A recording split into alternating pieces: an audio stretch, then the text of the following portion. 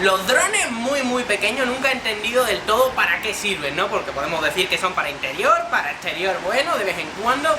Pero bueno, vale, hay cierta categoría de drones que tienen sentido. Pero aquí está llegando ya, que es el dron que vamos a hacer el vuelo de hoy, que ya te quedas un poco pillado, ¿no? Por cierto, me llamo Rafael Cruz, bienvenidos a Mundo Dron. Hoy en Mundo Dron vamos a echar un vistazo al vuelo del DHD-D1, un dron que siempre se está diciendo que es el dron más pequeño que se está comercializando en el mercado. Puede ser, no lo sé, no me conozco todos los drones que han salido últimamente, bueno, los millones de drones que salen todos los días, pero bueno. Por cierto, tenemos que decir que este dron nos lo ha cedido la empresa Allby, así que nada, muchas gracias por habernos cedido este producto.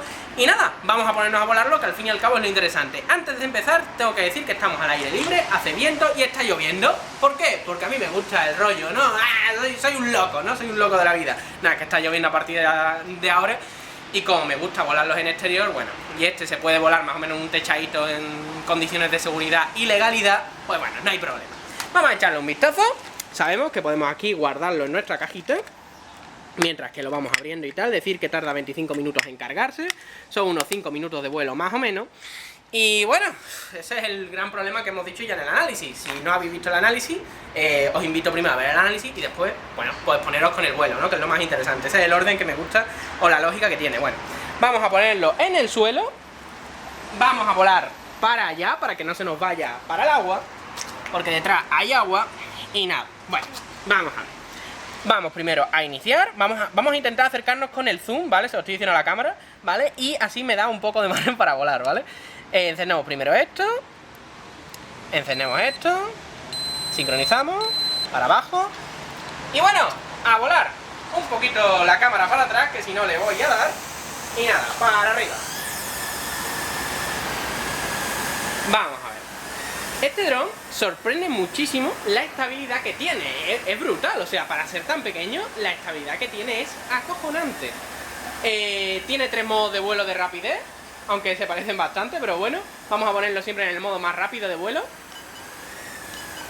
Ya son 3 modos de vuelo, empieza a parpadear, eso quiere decir que va a estar en el modo más rápido de vuelo. Y bueno, venga, vamos a decirle a la cámara que se venga un poquito más para atrás, porque vamos a volar bastante más rápido, para que veáis más o menos cuáles, bueno, las dimensiones con las que esto puede ir de rápido. Vamos a ver, es un dron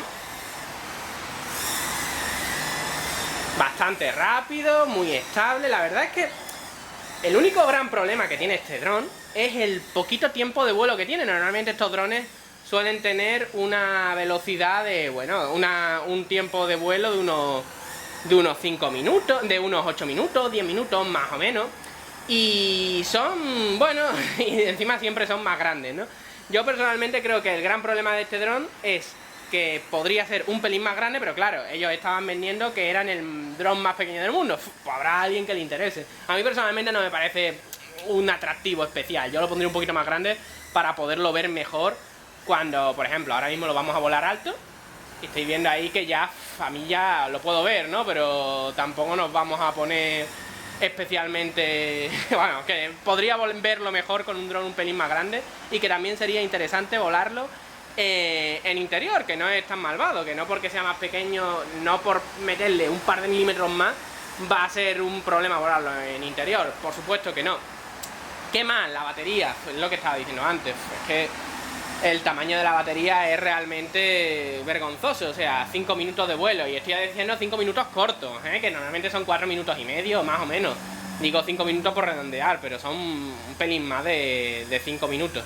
Entonces, la cosa está cruda, y después 25 minutos de carga, no se le pueden cambiar las baterías.